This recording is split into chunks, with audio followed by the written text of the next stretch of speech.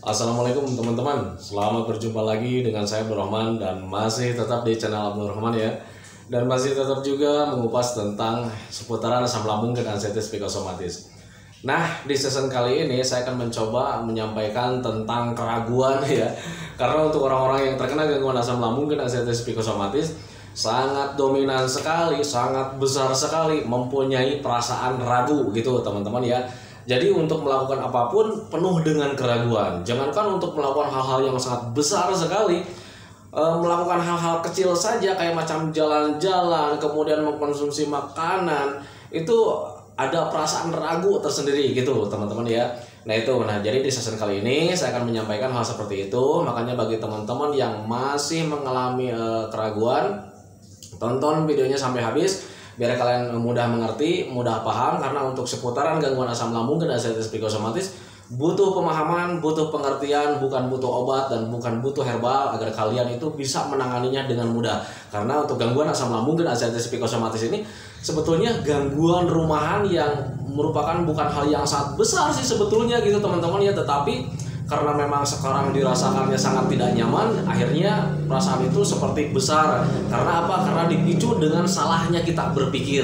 Nah itu teman-teman ya, makanya saya selalu katakan bahwa gangguan asam lambung dan anxiety psikosomatis ini butuh pemahaman, butuh pengertian agar kita itu bisa menanganinya dengan tepat dan mudah gitu teman-teman ya. Nah itu teman-teman ya. Nah kemudian bagi teman-teman yang baru bergabung, kalau seandainya kalian mau bertanya tentang seputaran asam lambung dan anxiety psikosomatis, alangkah baiknya kalian tonton dulu video-video saya yang sebelumnya. Karena di video-video sebelumnya sudah saya jelaskan semuanya gitu teman-teman ya. Kalau misalkan kalian teliti dengan video-video saya, pasti kalian akan tertawa dengan sendirinya gitu teman-teman ya. Karena untuk penjelasan setiap video saja itu sebetulnya cuma di seputaran itu aja. Karena untuk seputaran asam lambung dan anxiety psikosomatis tidak ada hal yang sangat besar yang harus kita bahas gitu teman-teman. Makanya kalau misalnya kalian teliti, tengok video-video saya yang sebelumnya, itu dari awal sampai akhir itu seputaran asam lambungnya itu cuman penjelasannya cuman itu aja. Kalau misalnya kita perhatikan itu hanya terus berputar di sana saja. Nah itu teman-teman, makanya kalian tonton dulu video-video saya sebelumnya, pahami saja sehingga kalian mudah mengerti dan kalian nanti juga akan bisa menangani setiap sensasi kalau misalnya kalian sudah paham. Sebetulnya untuk keterangan asam lambung dan anxiety psikosomatis, cara menanganinya, kemudian keterkaitannya dengan keadaan kita, itu sebetulnya cuma sedikit gitu teman-teman ya, cuma di sensasi kemudian di dampak. Nah itu teman-teman ya.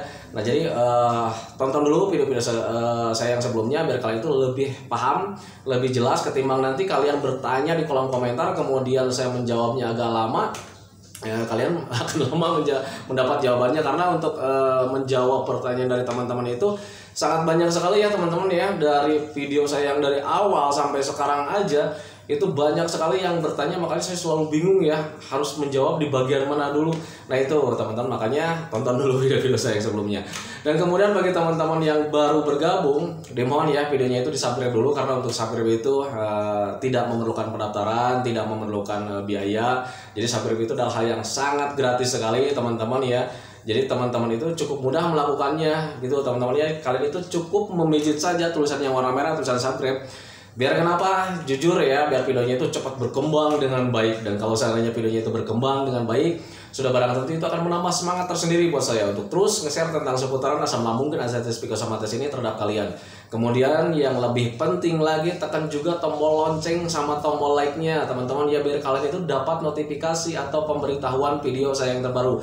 Karena saya itu akan terus nge-share tentang seputaran asam lambung dan anxiety psikosomatis ini terhadap kalian, dengan tujuan semoga saja video saya itu menjadi wasilah atau jalan keluar bagi kalian yang sedang mengalami gangguan asam lambung dan anxiety psikosomatis hingga membaik ya, apalagi sampai sembuh total. Amin ya rabbal alamin. Ya minimal hanya memberikan motivasi saja, atau lebih minimalnya lagi hanya sekedar menemani kalian yang sekarang sedang merasakan nikmatnya dari gangguan asam lambung dan anxiety psikosomatis. Nah itu teman-teman ya, nikmat tidak nyaman gitu. Nah itu teman-teman ya. Nah kembali lagi ke topik utama teman-teman ya. Kadang orang yang terkena gangguan asam lambung dan anxiety psikosomatis sangat besar sekali mempunyai perasaan ragu gitu teman-teman ya. Jadi kadang dimotivasi juga, diberikan motivasi, diberikan pencerahan, itu kadang mempunyai perasaan ragu ya. ragu akan melakukan sesuatu gitu teman-teman ya. Salah satu contoh kecil lah, kalau seandainya di video-video saya itu selalu menganjurkan, ayo jalan-jalan teman-teman, ayo jalan-jalan teman-teman, biar kalian itu tambah membaik, biar kalian itu tambah sehat.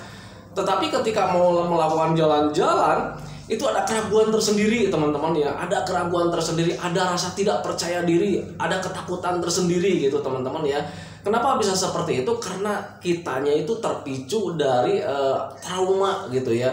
Jadi ada sesuatu yang tidak kita inginkan. Contoh lah, kalau misalnya kita mau jalan-jalan karena disuruh, misalnya ayo jalan-jalan teman-teman ya. Ketika kita mau melakukan jalan-jalan, ada keraguan tersendiri, ada ketakutan tersendiri.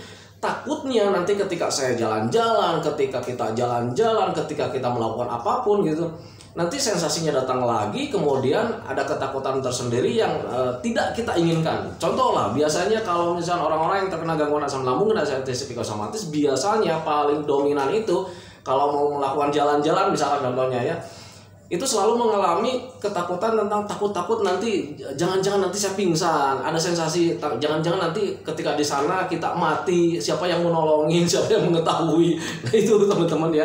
Nah itu yang harus dihindari teman-teman ya.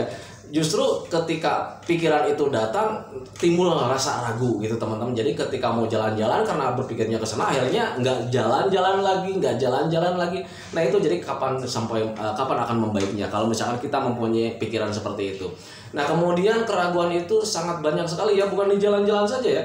Kita mau makan makanan saja itu selalu mengalami keraguan gitu teman-teman ya. Kalau misalkan ini pencernaannya sudah membaik gitu teman-teman ya, walaupun misalnya ada sensasi sedikit lah gitu ya, kita mau mencoba makanan sesuatu pun itu kita mengalami ragu ya, mengalami keraguan, mengalami ketakutan. Takutnya nanti ketika makan sesuatu yang makanan hal baru itu nanti ada sensasi yang datang. Nanti takutnya itu kambuh lagi. Nanti ketika kamu jangan-jangan ini udah gitu ya. Nah itu teman-teman. Nah itu ya, banyak sekali sih ya untuk mempunyai perasaan ragu gitu teman-teman ya. Dan tadi penyebabnya sudah sampaikan bahwa keraguan itu lahirnya karena ada perasaan trauma atau pemikiran-pemikiran yang kita tidak inginkan gitu teman-teman ya. Nah sekarang bagaimana sih kalau sudah tahu penyebabnya, bagaimana cara menanganinya? Nah kalau misalnya kalian sudah tahu penyebabnya, ya kalian hindari saja penyebabnya. Kayak macam tadi ya, ketika mau melakukan sesuatu kalian berpikir tentang hal yang lain-lain. Nah stop mulai dari sekarang, berpikir yang lain-lainnya stop. Kalau seandainya kalian mau jalan-jalan nih, berpikirnya waduh jangan-jangan nanti mati nih di jalan, jangan-jangan nanti pingsan nih, stop ke arah sana gitu teman-teman ya. Kenapa harus stop? Karena biar kalian tuh maju terus gitu teman-teman ya. Nah sekarang bagaimana biar pemikiran itu tidak datang, biar pemikiran itu terstopkan gitu teman-teman ya. Tanamkan dalam pikiran kalian bahwa ketika kalian jalan-jalan itu tidak akan apa-apa, karena memang tidak akan apa-apa. Nah itu teman-teman, selama kalian sudah makan, selama kalian sudah minum, apa yang kalian takutkan? Takut pingsan nggak akan terjadi teman-teman ya. Karena apa? Karena pencernaannya sudah penuh dengan makanan. Kita cari tahu apa sih penyebabnya kita pingsan. Biasanya rata-rata ketika kita pingsan, gula darahnya drop ya, energinya tidak ada gitu teman-teman ya. Jadi kebutuhan energi dari ujung rambut sampai ujung kaki itu tidak terpenuhi hari itu atau jam itu, maka kita akan pingsan. Tetapi kalau misalnya kalian sudah makan, sudah minum, apa yang kalian takutkan gitu teman-teman ya, energinya terus terisi, vitaminnya terus terisi, diserap oleh usus kita gitu teman-teman. Walaupun misalkan sedikit, ya sudah, sesuaikan saja dengan energi yang ada. Nah itu teman-teman, jadi nggak usah ditakutkan lah. Tetapi memang ya, bagi orang-orang yang terkena gangguan asam lambung dan anestesi psikosomatis saat ini, mungkin saya bisa memberikan motivasi sama kalian. Ayo. Dulu juga sama lah gitu ya sama kalian ya. Kadang dulu juga ketika saya mau melakukan jalan-jalan, itu di awal-awal ketika saya mau makan, ketika makan saja itu selalu berpikir ya, ini sesudah makan, tunggu 15 menit saya akan jalan. Ya, dalam pikiran saya selalu seperti itu ya. Nah tetapi ketika sudah beres makan, sudah nunggu 15 menit, saya sudah siapkan air minum, air mineral ya, untuk dibawa jalan-jalan. Ketika mau pergi, itu pas buka pintu, langsung pemikirannya itu hadir ya, ada gitu. Nah memang sulitnya di situ. Nah tetapi ketika kita sudah mulai paham, ketika pemikiran tentang kejadian-kejadian yang belum tentu tidak akan teralami, itu langsung tanamkan saja dalam pikiran ya. ini hanya permainan pikiran, ini hanya ketakutan-ketakutan saja, ini dari rasa trauma gitu ya teman-teman ya, yang menghantui kita sehingga kita itu enggan untuk berbuat lebih meningkat lagi untuk kesehatan gitu teman-teman ya. Makanya waktu itu saya tanamkan dalam pikiran, ini hanya permainan saja gitu teman-teman, permainan pikiran saja yang menakut-nakuti karena ada trauma gitu teman-teman ya. Makanya waktu itu badan saya bisa teriakan, ini saya mampu, ini saya bisa, saya jalan waktu itu ya. Saya jalan waktu itu, dan ketika di awal-awal, ini saya cerita awal-awal ya, awal-awal dulu saya terkena ya. Dan ketika saya jalan, itu nyaman teman-teman ya, nyaman. Walaupun misalnya ada sensasi yang perasaan tidak nyaman gitu. Cuman untuk keluar pandangan itu ya agak lumayan nyaman lah gitu teman-teman ya. Nah ketika di tengah-tengah perjalanan, itu sensasi cemas datang ya waktu itu. Sensasi cemas datang waktu itu. Nah tetapi ketika waktu sensasi cemas datang, saya nggak lanjutkan jalan-jalan waktu itu.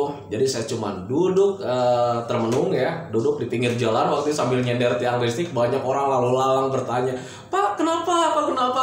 Nggak, saya bilang lagi istirahat. Padahal itu saya sedang merasakan tidak nyamannya dari rasa cemas teman-teman ya. Nah itu ya, itu lucunya dari gangguan asam lambung dan anxiety psikosomatis. Jadi ketika sensasi cemasnya ada, hadir di tengah-tengah perjalanan, saya duduk, saya nyender ke tiang listrik waktu itu, saya diam, saya mencoba menenangkan pikiran, kemudian menanamkan juga dalam pikiran bahwa ini cuma sensasi cemas. Saya bilang, ini kalau misalnya kita dicemaskannya berlanjut, nanti gula darah saya tambah turun gitu ya. Makanya saya coba tenang biar asam lambungnya normal lagi, kemudian saya bantu dengan minum air hangat pelan-pelan gitu teman-teman. Jadi waktu itu saya jalan-jalannya tidak membawa apa ya, mineral yang dingin teman-teman. Jadi saya tuh bawa air rumahan lah gitu ya, bawa air rumahan, airnya hangat gitu ya. Kalau misalnya air hangat itu walaupun kita jalan setengah jam itu nggak akan dingin teman-teman ya. Nah itu jadi ketika itu saya duduk nyender di tiang listrik, kemudian saya minum pelan-pelan. Nah ketika tenang itu ada rasa nyaman lagi ya, ada rasa nyaman lagi karena saya tenang gitu ya. Nah ketika saya bangun itu saya tidak lanjutkan waktu itu, jujur ya, saya tidak lanjutkan waktu itu karena memang takut datang lagi.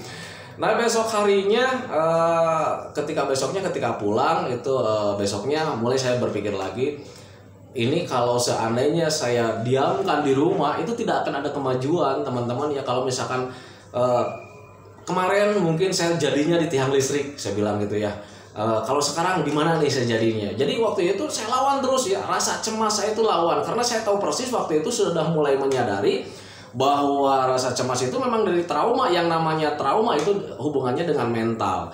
Yang namanya mental, kalau misalnya kita mau tinggi, mentalnya mau mental baja lagi, ya harus dilatih lagi. Sadarnya saya waktu itu ke sana. Makanya ketika besoknya ada perasaan tidak nyaman, walaupun badan terasa nggak nyaman gitu teman-teman ya.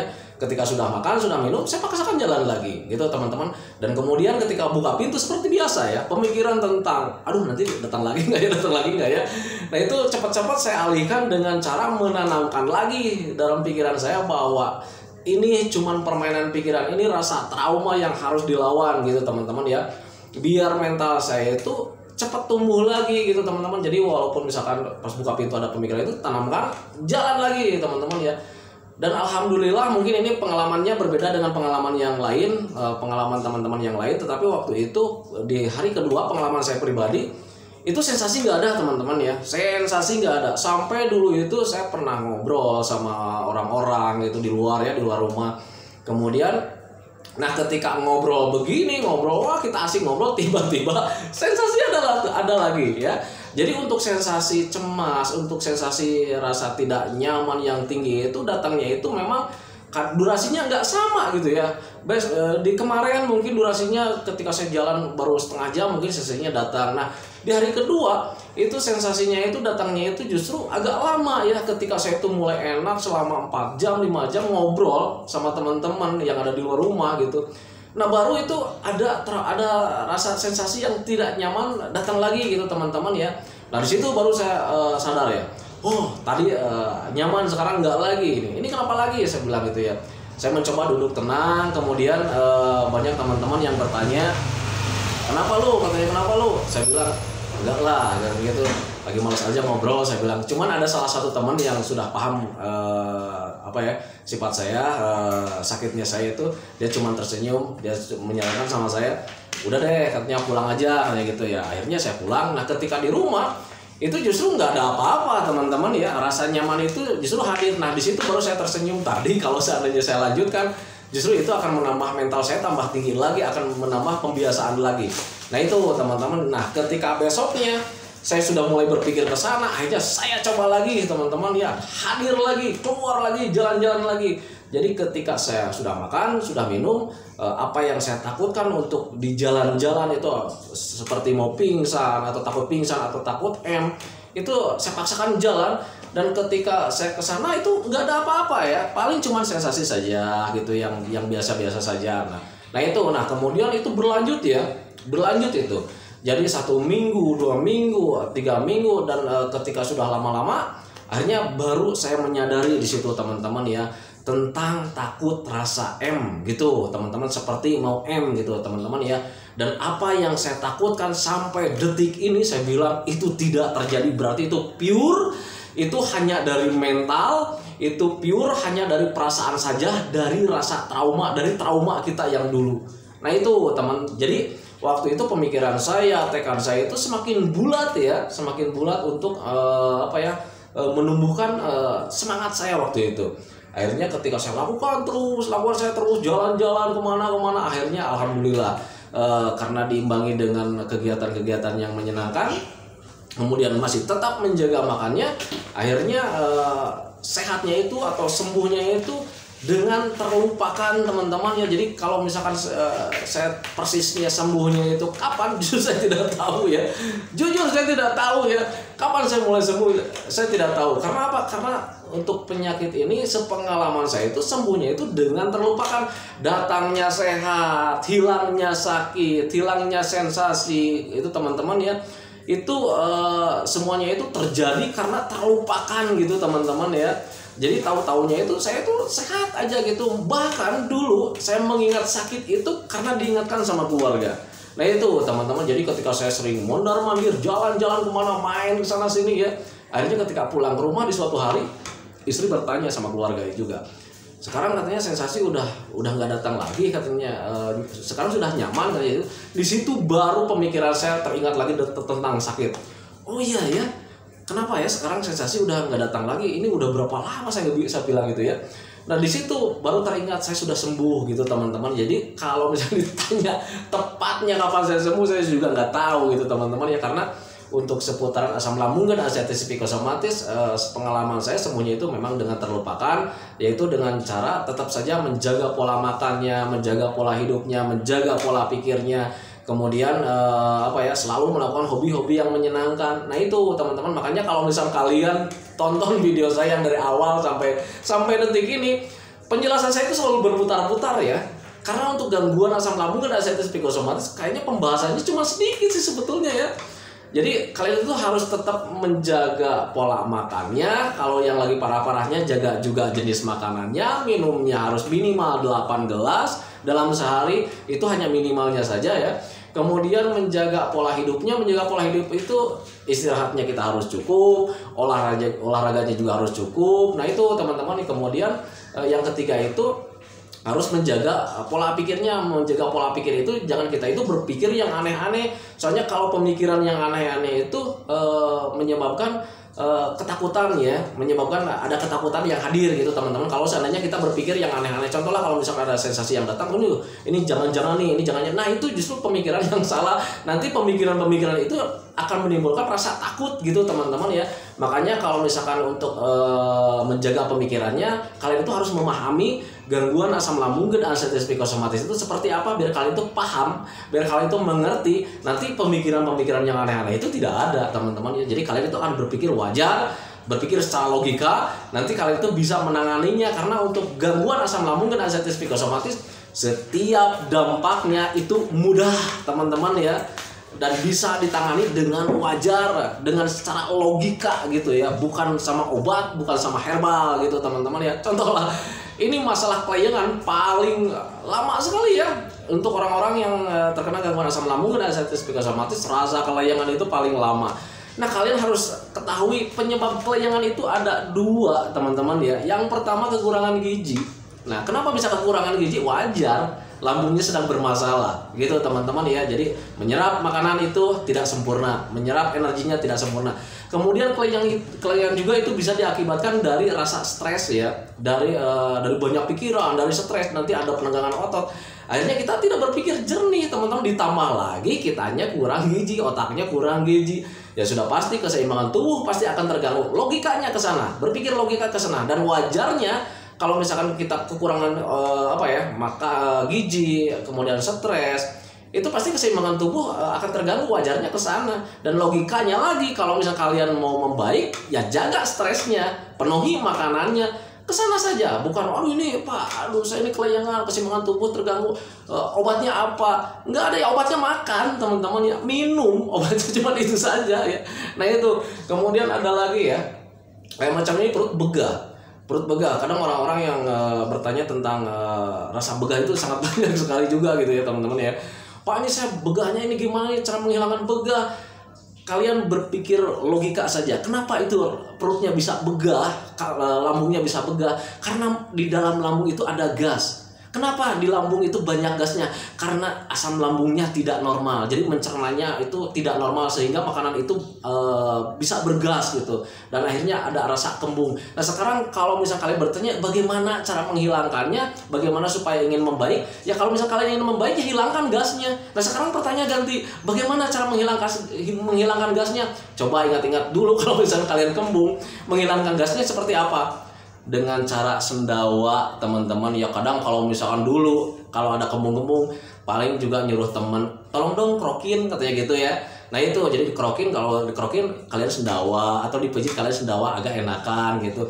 Nah itu teman-teman, jadi logikanya kalau misalkan kalian ingin nyaman dari rasa kembung itu, ya gasnya harus dikeluarkan dengan cara seperti apa yang alami saja gitu teman-teman. Kenapa saya tidak menyarankan dipijit, tidak menyarankan pakai obat apalagi ya? Karena kalau misalnya untuk gangguan asam lambung dan artritis psikosomatis, kalau misalnya kalian dipijit, itu sensasinya akan terus datang lagi. Dipijit sekarang enakan, jarak 3 jam ada lagi kembungnya. Kenapa seperti itu? Selama kalian pencernaannya atau asam lambungnya tidak belum normal, itu kembungnya akan hadir lagi, gasnya akan hadir lagi. Makanya kalian itu harus benar-benar merawat asam lambungnya biar tetap normal. Kemudian harus sabar menangani setiap sensasi yang datang. Contoh kayak macam kembung tadi gitu teman-teman ya. Kalian harus merawat asam lambungnya biar tetap stabil dengan cara apa? Menjaga makanannya. Kemudian kalian juga harus sabar menjalani setiap ada kembung tangani, setiap ada kembung tangani. Jadi jangan bosan-bosan. Kenapa seperti itu? Karena untuk kembung kalau GERD-nya atau gasnya belum berkurang, itu akan selalu hadir kalau seandainya asam lambungnya belum normal. Nah itu teman-teman, jadi pahaminya ke sana. Nah itu teman-teman ya, jadi untuk penjelasan keraguan kalian itu harus pahami saja kenapa kita itu mengalami ragu, karena memang ada trauma tersendiri. Nah kemudian keraguan itu kita harus tangani dengan cara apa? Dengan cara memahami apa yang terjadi gitu teman-teman, dan kemudian tanamkan dalam pikiran kalian bahwa semuanya itu tidak akan apa-apa, karena memang tidak akan apa-apa.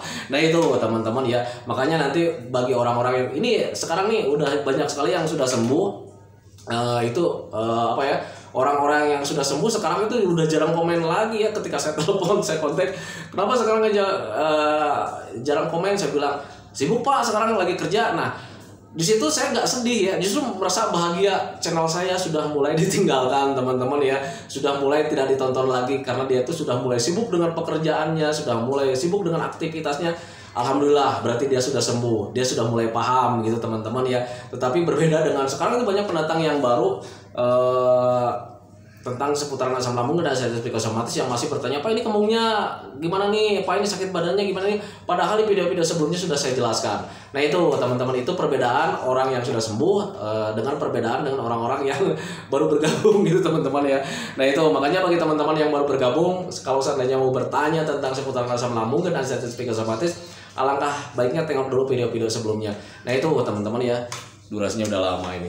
Nah itu teman-teman ya, video tentang keraguan. Sekali lagi saya sampaikan sama teman-teman, kalau misalkan kalian mau melakukan hal apapun, kalau misalkan kalian masih mengalami rasa ragu, jangan takutkan gitu teman-teman ya. Tanamkan saja dalam pikiran kalian bahwa ini semua tidak akan apa-apa, karena memang tidak akan apa-apa sih sebetulnya ya. Contoh kalau misalnya mau mencoba makanan, coba saja. Untuk mencoba itu tidak akan bahaya, tidak bahaya ya untuk mencoba itu. Dan kemudian untuk makan makanan, konsumsi makanan yang lain itu apakah penting? Sangat penting sekali. Ya, tetapi kalian harus tahu dulu kondisi kalian. Kalau seandainya di bawah 60% kesehatan kalian, alangkah baiknya kalian tetap jaga. Tetapi kalau misalnya sudah di 70%, 80%, 90%, itu kalian sudah mulai mencoba, tetapi tetap ya yang paling fatal itu harus dihindari dulu. Kayak macam pedas, hindari dulu. Kemudian kalau di persentase 80-90 kalian sudah boleh makan santan juga, tetapi dengan kapasitas terbatas lah, jangan terlalu banyak gitu teman-teman ya. Yang harus kalian hindari itu benar-benar sampai kalian sebelum sembuh 100% itu disambal, kemudian dicuka gitu teman-teman ya. Kemudian kopi, entah itu kopi susu, entah itu kopi hitam asli, yang namanya kopi hindari saja dulu lah gitu ya teman-teman. Karena saya juga sudah mencoba untuk kopi itu ketika sebelum sembuh 100%, sensasi ada lagi sih ya. Nah itu teman-teman ya, makanya hindari saja itu. Kemudian soda ya. Nah soda itu kalau seandainya kalian belum sembuh 100%, hindari dulu yang namanya minuman yang bersoda. Nah itu kalian hindari saja dulu. Kemudian apalagi yang namanya alkohol ya. Alkohol sebaiknya hindari saja dulu nih bagi para pemuda yang sekarang terkena gangguan asam lambung dan anxiety psikosomatis. Itu alkohol sangat buruk sekali bagi pencernaan kalian ya. Makanya sebaiknya hindari saja dulu. Berhentilah minum-minuman alkohol, nggak baik juga ya. Nah itu teman-teman, kalau seandainya kalian ingin membaik ya hindari alkohol. Tetapi kalau misalnya kalian mentang-mentang sekarang sudah sembuh, pas itu sudah sembuh, kemudian alkohol itu kebutuhan ya silakan saja gitu teman-teman. Tetapi saya tidak berani bohong ya, untuk gangguan asam lambung dan anxiety psikosomatis itu bisa kambuh, kapanpun bisa kambuh kalau seandainya kalian tidak menjaganya seterusnya gitu teman-teman.